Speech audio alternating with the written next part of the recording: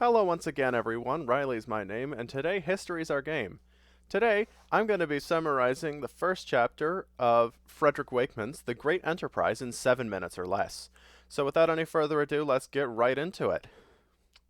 So, the Ming Dynasty's empire was focused heavily on maintaining the northern frontier, which this chapter gets its name from, just beyond the Great Wall. To guard it, Ming Taizhu, the emperor, organized 3 million troops. They were divided into 3 sections: the Capital Guards, the Imperial Guards, and the Wasteful Guards. Who were the Wasteful Guards? They were organized under the Guard Battalion system, the Wasteful system. Inspired by Yuan Dynasty Mongol garrisons, this was a system of self-sufficient military installations.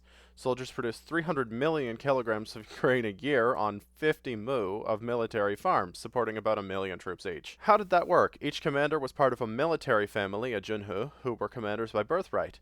Efforts were made to make sure these commanders did not bond with their soldiers, and they reported directly to the Ministry of War. When they did mobilize, it was under the command of a generalissimo, a tongshui, who was a civil minister. The decline of this system begins when commanders turned their soldiers into laborers in the late 15th century AD. Merchants would often enlist just to line their pockets. By the early 16th century, 80% of all hereditary soldiers had deserted, while the number of officers had only increased, which was very expensive.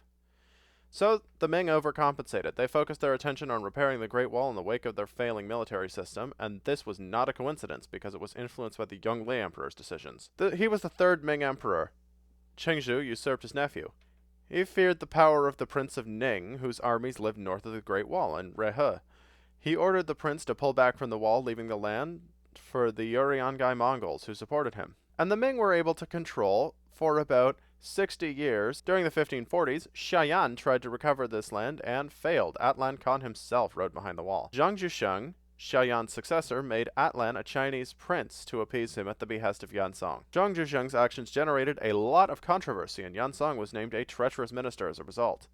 The latter was compared to Li Linfu, a Tang official accused of traitorous dealings with the Tartars, and Qin Gui, a Song minister who portrayed UFA in 1141. Now, there's a lot of inflation. I'm putting it lightly here. Rice was 5 taels per 60 kilograms in the 1500s. Frontier subsidies in the 1500s went from 50,000 taels to 2,800,000 taels to 3,200,000 in 1586. As a result, taxes are increased and inflation skyrockets. Local brigades and battalions were instead dominated by officers for terms of 10 to 12 years. The civil officials were still in command, and of course they had new military families who were the same as the old military families. There was much infighting from civil officials about what was to be done about these semi-permanent commanders. Meanwhile, Chinese citizens continued to join the Mongols and the Jurchen.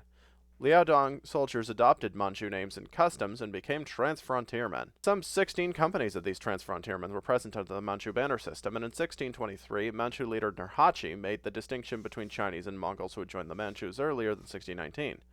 These early migrants were prisoners of war and slaves, and the later were accepted as freemen. Chinese and Korean people taught the Manchu ironworking in the late 15th century, and by the early 1600s, hundreds of foreign craftsmen lived in Hetuala, making weapons, tools, and armor.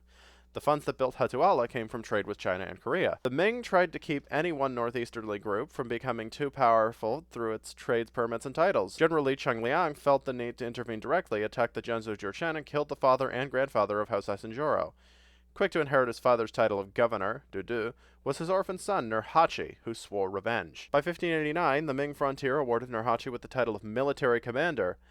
For his part, Nurhaci had already become leader of the Manchus and arranged alliances with the Yuhe and Hada tribes, and after tensions boiled over, he annexed the Hada, destroyed the Haifa, took over the Yula, and overthrew the Yuhe. The way Manchu troops, mostly mounted archers, were organized was under the banner system.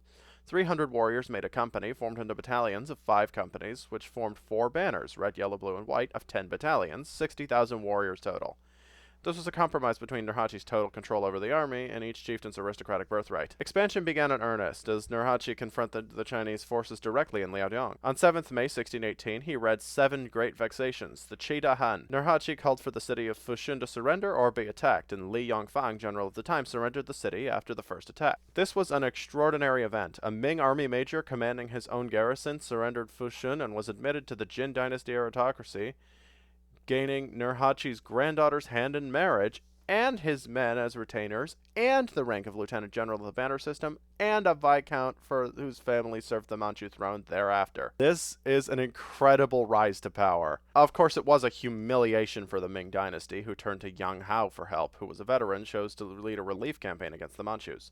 This was a disaster. Only Yang's own division survived, and 45,000 Ming troops were killed. Yang himself was impeached and later executed. So the court had no choice but to turn to Xiong Tingbi, Liaodong commander-in-chief. Xiong was caught between inept defenses in his land and a very impatient censorate in Beijing.